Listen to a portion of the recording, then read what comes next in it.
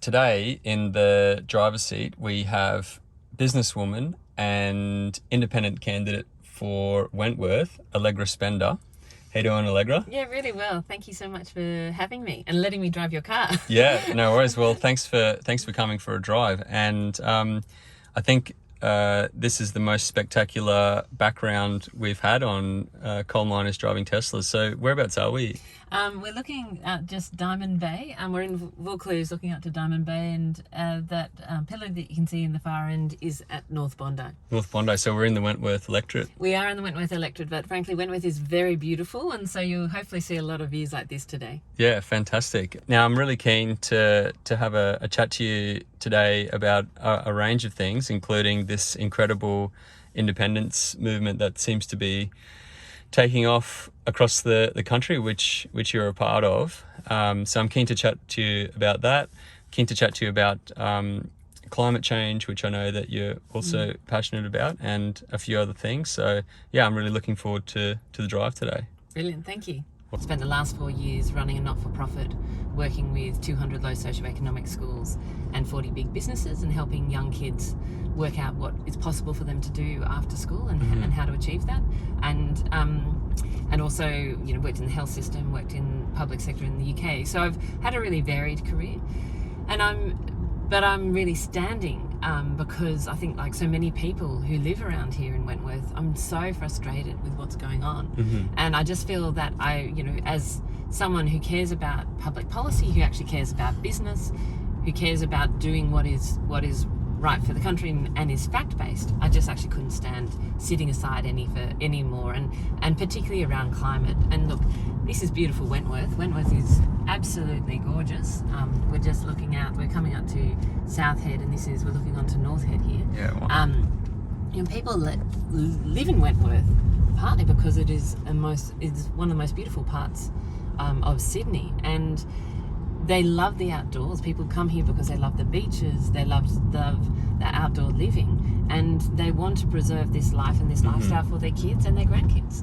And that's exactly how I feel too. And it drives me crazy to see that we are ignoring the science about what we need to do, and we're also ignoring the business opportunities, and that I can't stand it anymore, and that's why I'm standing. Yeah, I think it sounds similar to a lot of the stories that we're hearing across the country, where I know myself, I've watched the politics of climate change play out over the last 20 years, and just gobsmacked that our government continues to, as you say, ignore the science, ignore reality of what's happening, and also miss out on these massive opportunities that Australia has. I recently had a fantastic conversation with Saul Griffith, who is part of the Electrify Everything campaign, and he's just launched a new book, and he's got a whole chapter on the opportunities that Australia has with business, basically. We've got bigger opportunities in this country than any other country on the planet with regards to renewable energy, and those opportunities are being squandered by the current government. I think that is incredibly frustrating, and I think, I couldn't agree with you more that, Australia is incredibly lucky. We are one of the sunniest and windiest countries on earth. This is a unique opportunity for us to lead the world in what is going to be a mass decarbonisation across the world. And we are still fighting it, rather than actually saying, wow, this is an enormous opportunity. This is a chance for us to provide and get forward an economy for our kids and the future that they can really thrive in and can really work towards. And there's one of my posters. Oh yeah, that is too. And we actually just passed someone before in one of your t-shirts. Yeah, which is really wonderful. I have to say a big thank you to all the people in Wentworth who've got behind the campaign already. It's been amazing. The t-shirts, the caps, the call flutes, and just the support that people have provided has been really encouraging, because it's a big thing to go and say, hey, I'm going to stand, and I'm going to stand as an independent. Yeah. And so, it makes it all worthwhile. It must give you a buzz when you see that. It does. Yeah. It does, and it gives you a huge amount of encouragement. Yeah. So I've mentioned to a couple of candidates that you know, traditionally we look at polling to see how things are going, but I have a different metric, and that's t-shirt sales for independent candidates. And like, because I've been watching it pretty closely over the last few months, and I'm not sure which ones, but I've seen like 300, 400, 600 t-shirt sales at some of these launches. I know like down in Melbourne as well, Zoe Daniel had a massive campaign launch. So yeah, I think on the t-shirt sales metrics, it's looking pretty good. Yeah, it's feeling pretty good. No, it is exactly right that it's people power, and you know, it's and that's really exciting. And what I hear from a lot of people who, you know, volunteering for me, I ask them, look, why are you doing it, and have you done this before? And a lot of people say, look, I've never been involved in politics before. You know, I've voted this way or that way, but I've never really want to stand for something, but I cannot stand it anymore. We need change, and this is too important to leave. And frankly, it is it's you know, we've been kicking this can down the road for literally the last 15 years, and it's time that we actually dealt with it. Yeah, absolutely. And myself as well, as I said, I've followed politics for 20 years, but I only actually got involved or politically active a couple of years ago. And I think everyone has their everyone has their like entry point into a political group or organization. But once you take that step and you start meeting people in your local group, it's just incredible, and it gives you such a sense of purpose as well, which people are craving. Really, people kind of feel a bit helpless at the moment, but once you do step in and put your hand up, you do get that sense of purpose. Yeah, I think you're absolutely right, and you want, you know, I think more broadly, we want, you know, Australian people to be engaged in politics. You want them to feel like what they do and say and how they vote really matters. And I think in a lot of seats, historically, people go, well, it doesn't matter what I do because this is a Liberal seat, this is a Labor seat, this is a National seat. It doesn't matter. And I think that, you know, the independent movement, the Cathy McGowan, you know, who was such instrumental in really driving it, have proven that no one owns a seat, and that actually you need to really listen to the people in your constituencies, in the electorate you're fighting for, and make sure that you are really representing what they think.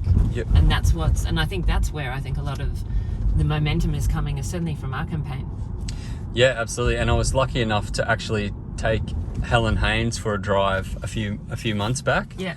And we had a great discussion about the history of Indi and that incredible campaign that Cathy McGowan led, which really changed everything, didn't it? It did. It really did. And, you know, talking to Cathy McGowan about how she did it, it was all about the volunteers. It was all about, you know, individual people standing up, putting their hands up, having people over, listening to the community, you know, really basic grassroots work. Kitchen table absolutely. stuff. Kitchen table stuff. And I think they're huge lessons to be learned, and that's exactly the approach I'm trying to take in Wentworth. Yeah, fantastic.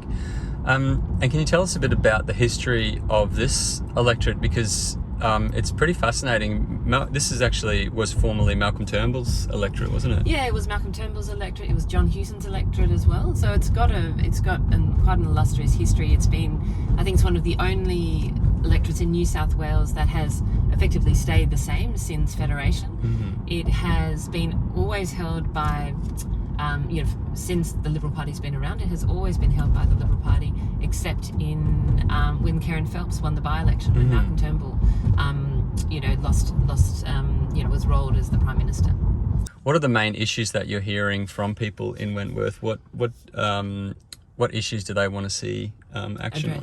Look, it's interesting. You hear a real variety. I was at Bondi on Sunday. There was a big swim there, so you had a lot of people on the beach, and so I went down there, was, you know, walking around talking to different people in the community, and I spoke to this guy, and it really resonated with me. He said, you know, first off, I'm a small business owner, and he had his young daughter. He was pushing her in a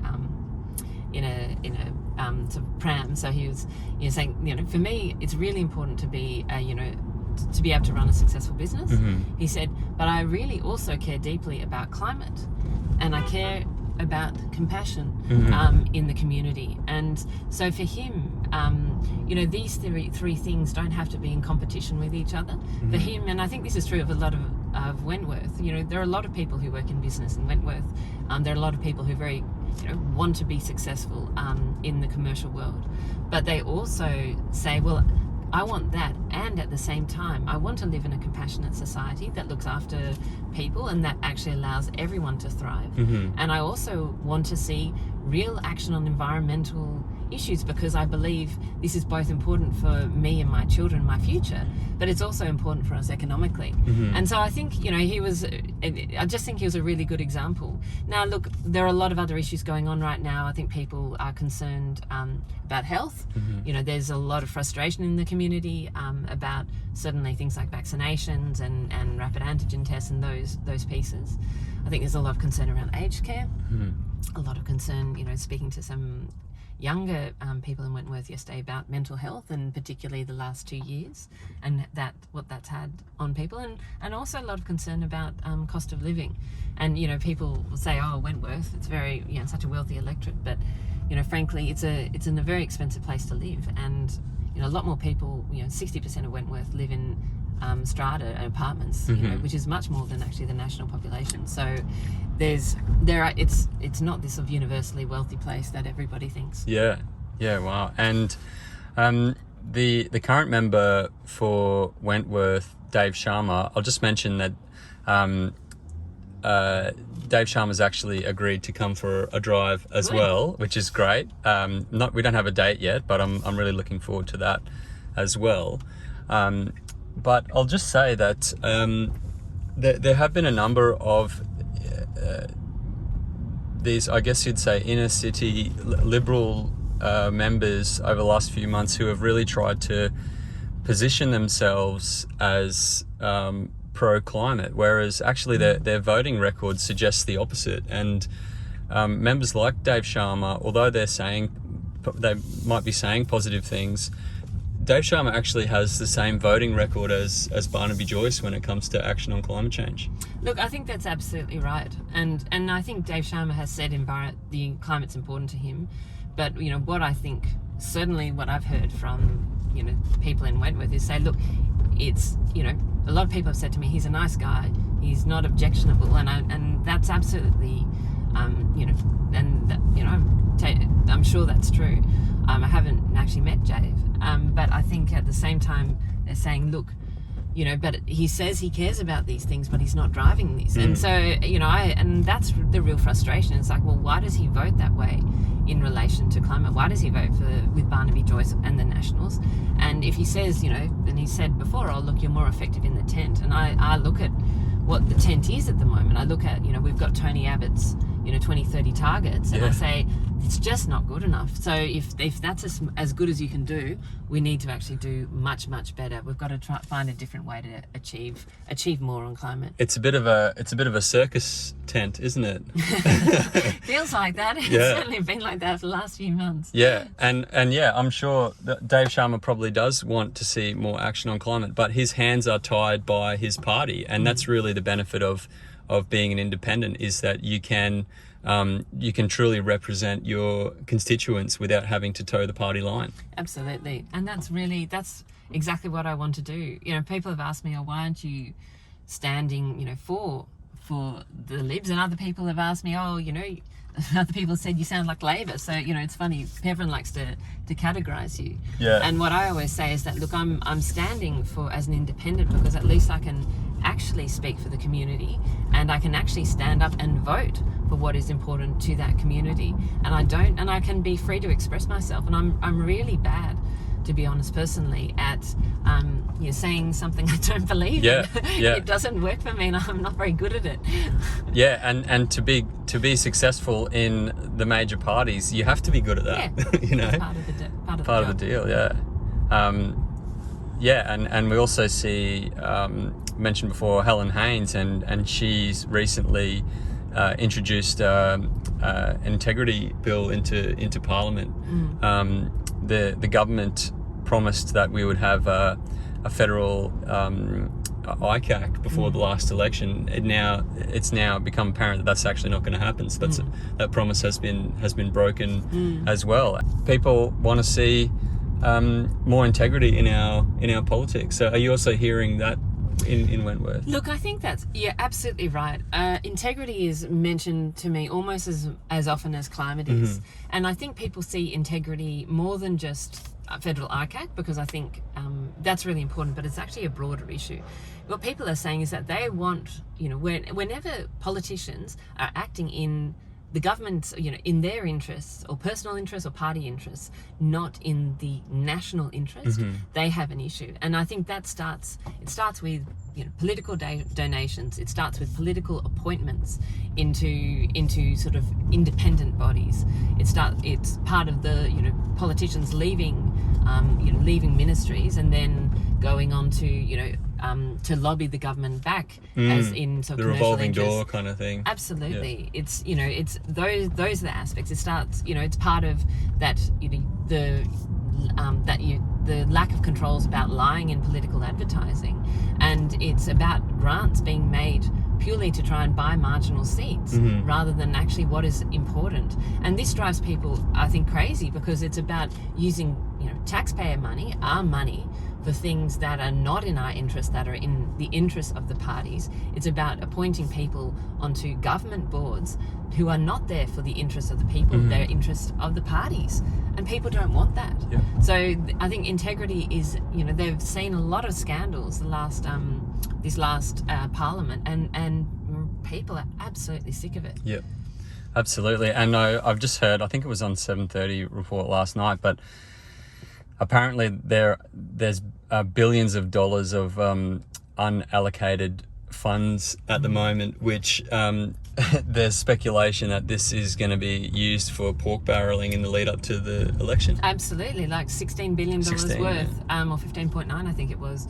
That is the decisions made but not yet announced. That means effectively, how can we try and buy the electorate? And the same thing, you'll see that the government is ramping up its advertising, paid for by the taxpayer, but really to drive the government's agenda in a re-election mode. And these things, like everybody, the people I speak to in Wentworth have absolutely had it.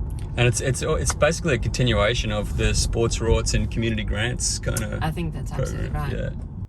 You've had a bit of a drive now. How's it all feeling? This is your first drive of an electric vehicle? It's my first drive of a Tesla. I've been, I've been in one before, but I've never driven a Tesla before, and I think the one thing I'm really worrying about is about popping us into reverse using a sort of indicator. But it's absolutely gorgeous. It's very smooth, isn't it? It is incredibly smooth. Yeah. And it's quite a different drive. Yeah, and I'm obviously a big advocate for seeing us transition to electric vehicles. Absolutely. And when you start to think about it, it's pretty incredible. So our cities are full of internal combustion petrol and diesel cars. There are millions that are in our cities across Australia and around the world. And when you think about it, every one of us is breathing in diesel particulate and carbon monoxide every day, and we've been breathing this stuff in our entire lives, right?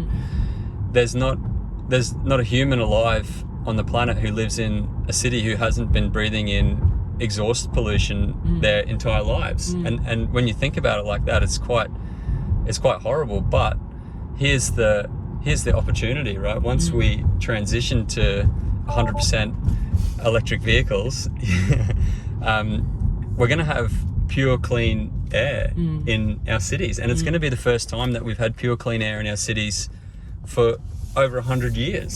So there's no one alive who's experienced that.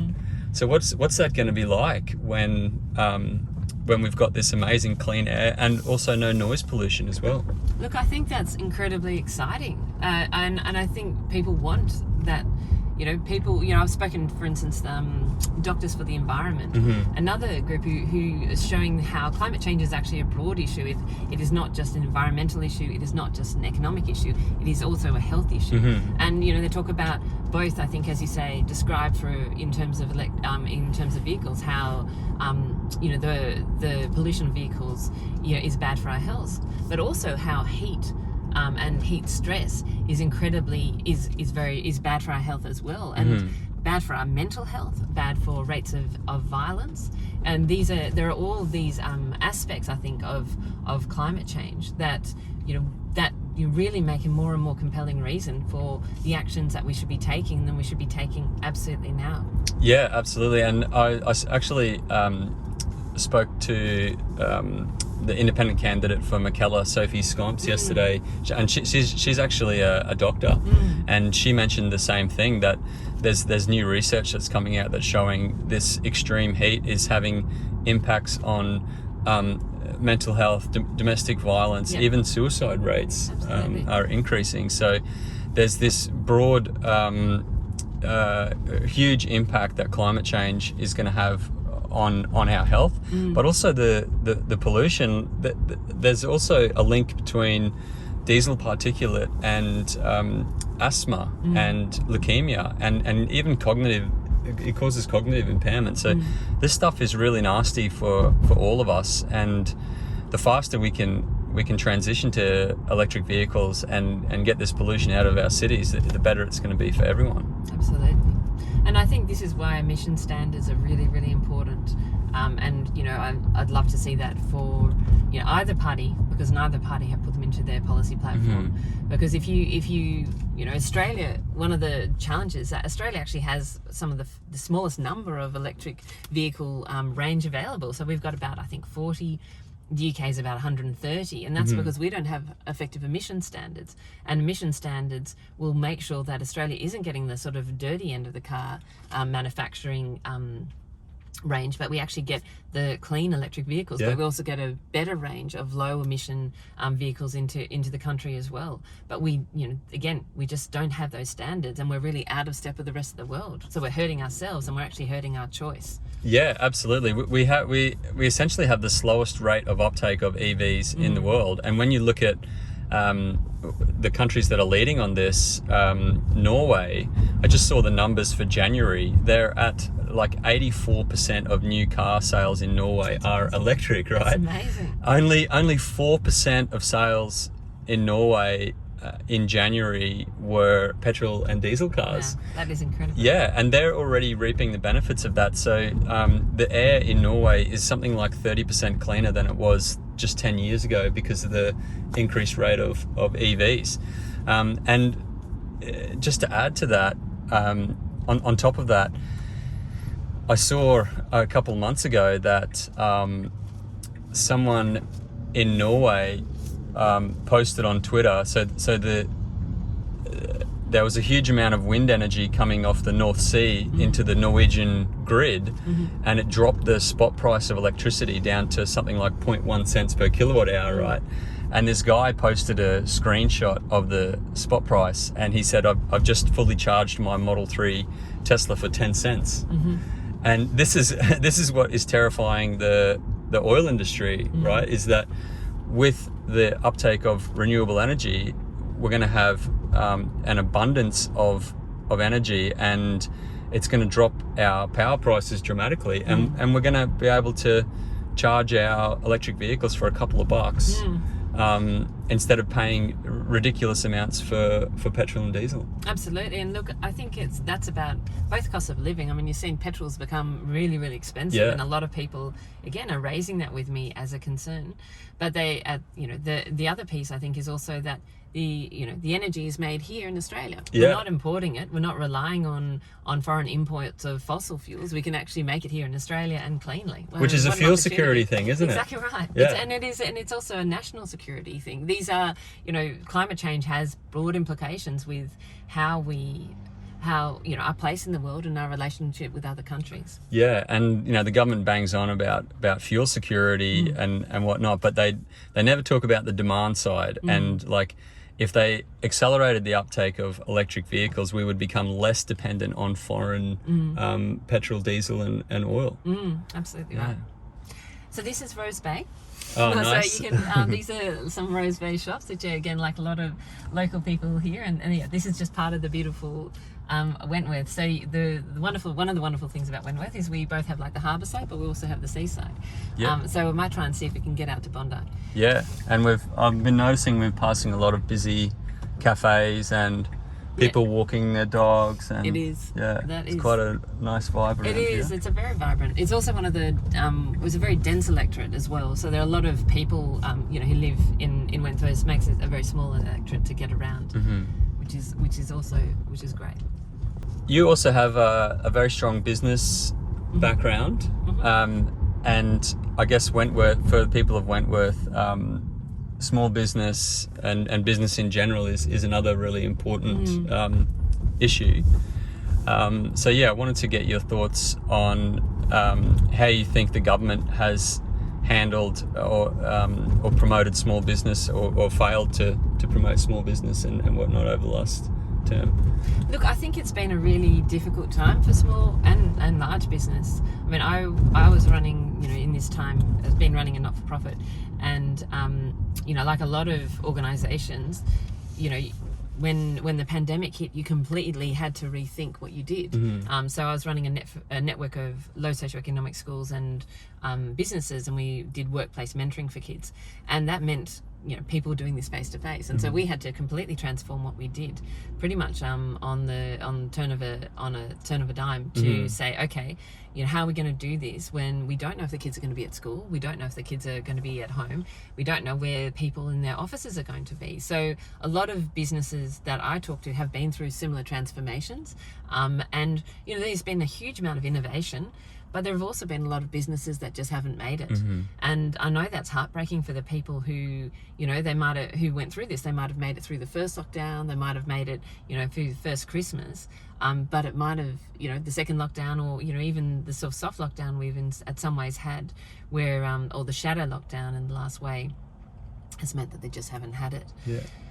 In terms of what people are saying to me in terms of business, look, there's a lot of, at the moment, sort of frustration, and particularly in the last month or so, about, access to things like rapid antigen tests, because if your people can't come to work because they don't have access to the tests, then that is an enormous barrier. So, just how do you get that system right? So that has been a huge issue for people, I think, in sort of quite a short-term issue, but a very significant issue. I think people are, concerned, more broadly about what is the vision for business. A lot of people are telling me, look, we seem to be putting our energy and money around industries that are not going to be there in 10 years in terms of fossil fuels, but also that we don't seem to have we're not painting a picture and a vision for the future that business can really get behind. You've got low productivity growth and you've got low wages growth, and that's frustrating both to, I think, wage earners, absolutely, but it's also concerning if you're not getting productivity growth, and then that is a key driver of wage growth. So those are some of the issues, I think, that the bigger issues that people are concerned that neither party really has a vision for, or an approach to. Yeah, the government seems to only want to support 19th century technologies like coal, oil and gas, putting billions of dollars of subsidies into those industries, and ignoring, as we said earlier, these massive opportunities that could be ahead of us. Like, it's 2022. It's time Australia stepped into the 21st century, isn't it? 100%. It's totally right. Another big issue people talk to me in business is about, finding the right people. And so, obviously the borders have been closed, and that has changed a lot of the number of people coming into the country, and therefore those skills. But then we also have, I think, there's a real issue, I think, in both relationship to there's a big opportunity actually with female workplace participation. How do you get more women into the work and to stay in the workplace? And also, from an equity point of view, how do you make sure that all, young people, and particularly, those from low socioeconomic backgrounds, thrive and are able to build really good careers in the workplace? And again, that's what I was doing most recently, but that is something that's really important, because if all of the community is engaged, and has the skills and capabilities and the opportunities in the world of work, that's actually better for all of us. Absolutely. And yeah, you mentioned women participation in the workforce. And I actually had the privilege of meeting the former Prime Minister of Norway a few years ago. Oh, really? And actually had dinner with him. And he was Prime Minister for 10 years and introduced a lot of the policy that Norway has around their families policy. And they have quite incredible policies like free childcare from age 1 and that kind of stuff. And before I met him, I watched a few lectures that he'd made online on YouTube, and in one of them he talks about it, and he says that the increase in women participation in the workforce that resulted from their families policy, it's when you compare it to a country like Italy that doesn't have that policy, it's like 3 or 4% increase in female participation in the workforce. He said that 3 or 4% adds more to the Norwegian economy than the entire Norwegian oil industry. Wow, that's incredible. Yeah, families, but that is there, and I think those countries are really leading the way.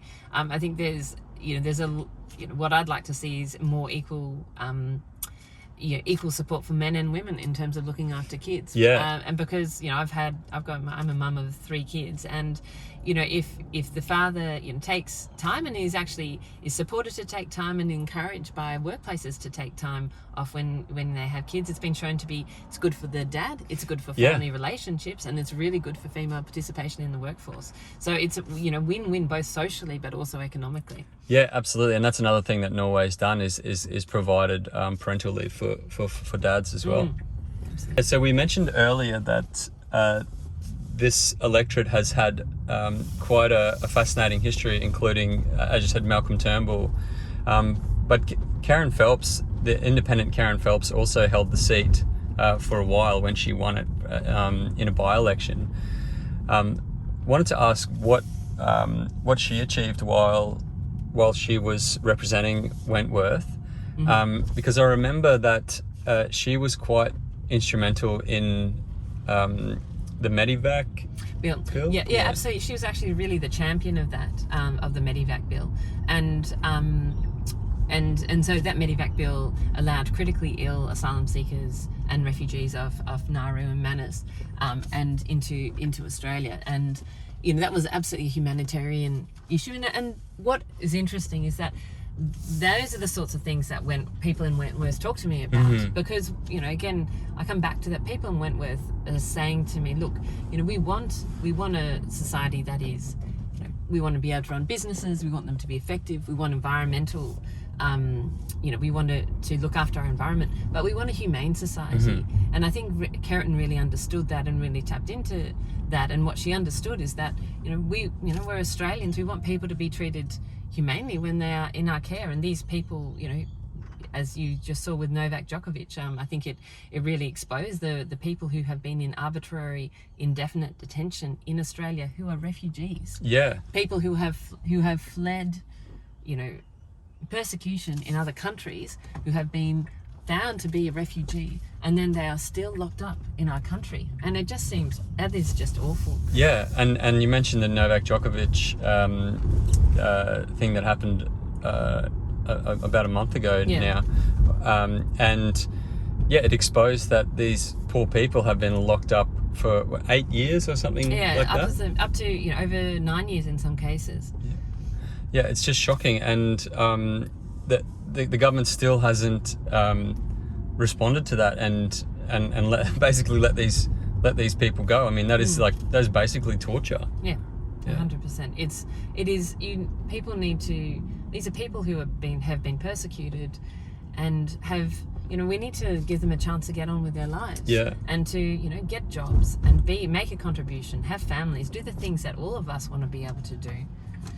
There's, it is actually beggars belief. Yep.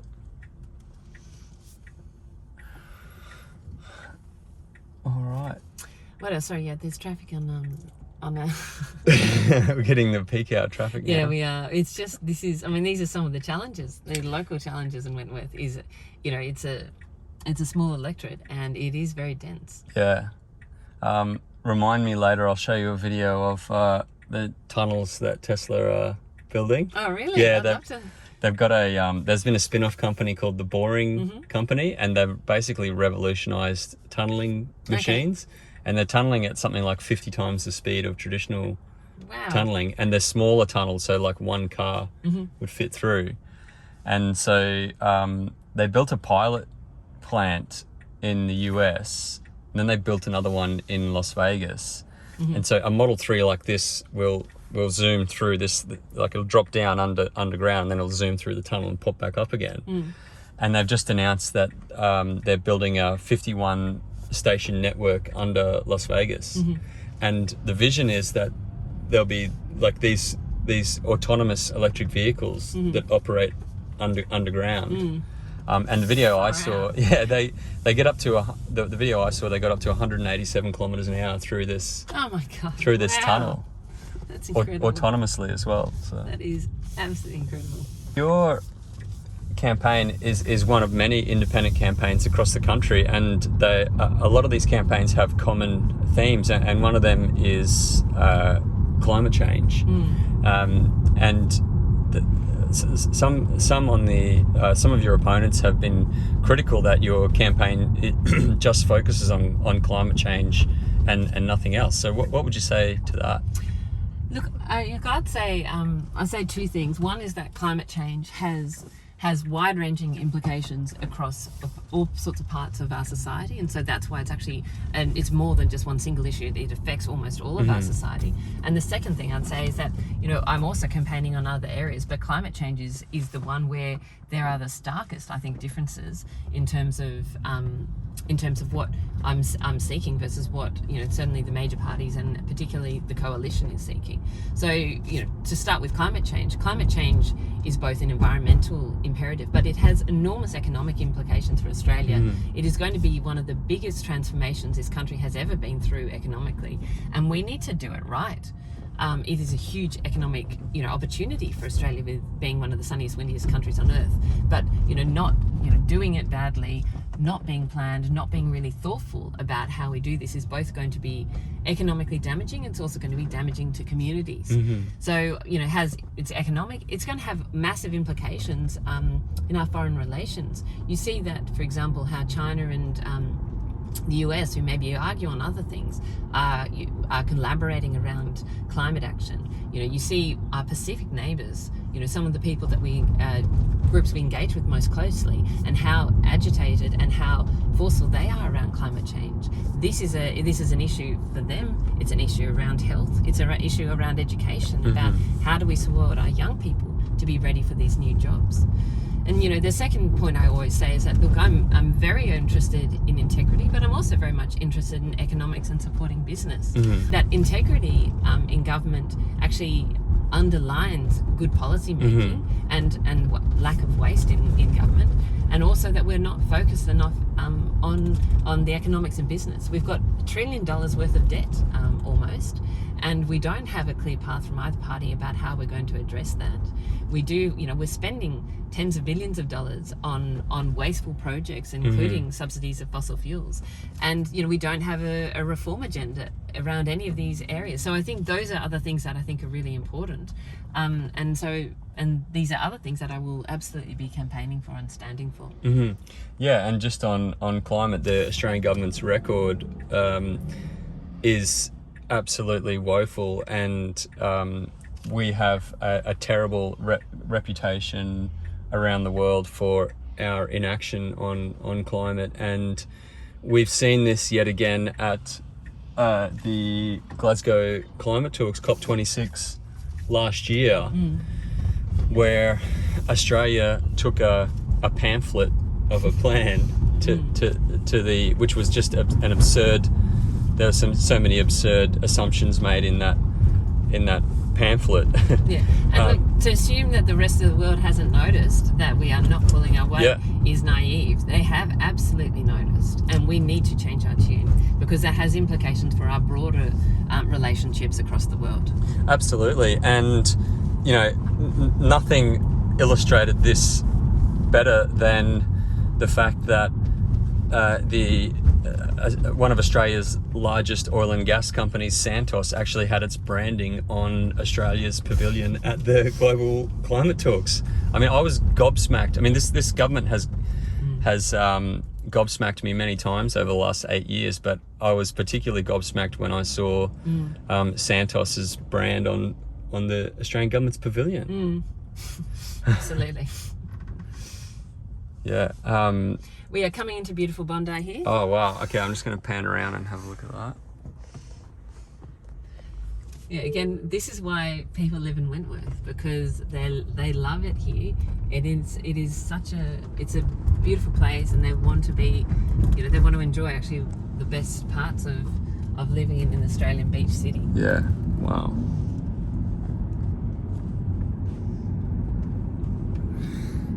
Yeah, it's pretty special. We're pretty lucky in this country, and we need to protect it. We need to conserve what we've got. Exactly right. Might have to pop back down here for a swim later. Yeah, you must.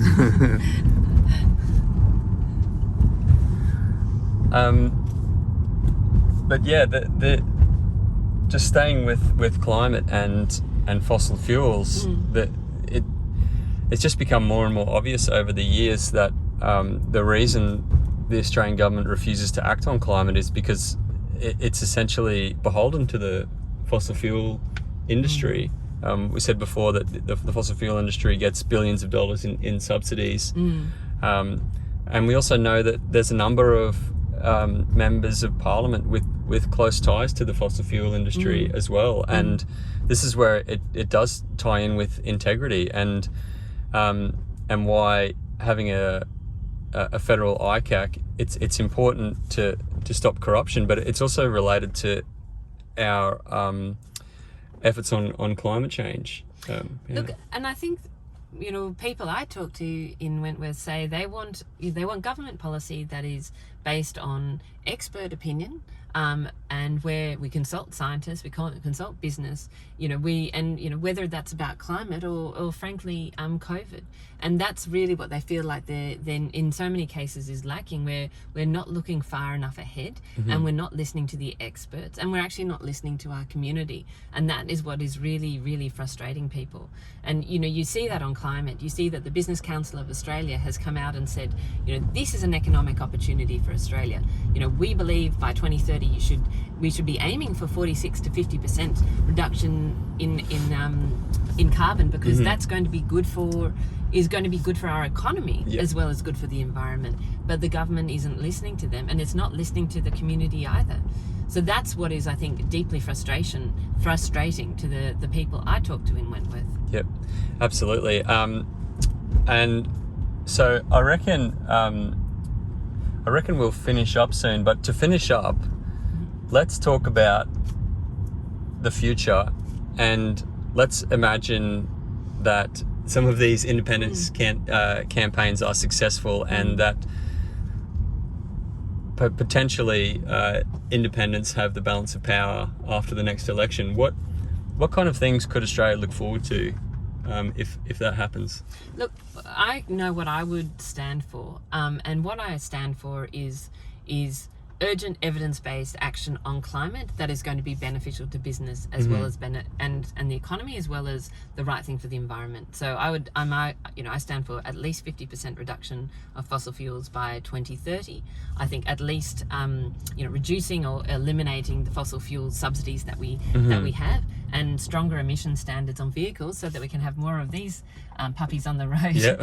And then in terms of integrity, standing for a federal ICAC with teeth that actually has the power to make real change, but also making sure that we deal with other aspects of integrity, and those really are around questions around political appointments, political donations, the politicisation of grant making. Those are other key areas, and political advertising. Those are things that I think we need to, that I will absolutely be championing. And then finally, for me, as I said, I'm trying to support the people, the business owners and the people who are driving business in Wentworth and beyond. So I'd be advocating for policies around sort of looking at aspects like looking at our tax system to be more efficient and also fair and equitable, but also looking at what are other policies around skills so that we can actually improve the productivity of our businesses that will allow to achieve greater wage growth and actually greater prosperity. Yeah, fantastic. I think that this is the thing. We've had 8 years of a government that's really done nothing at all, and I feel like we're on the verge of a pretty amazing change now. And once we get that change, once we get more community engagement and political engagement broadly in Australia, and get a more democratic system, we can do some really incredible things in this country. Yeah, absolutely.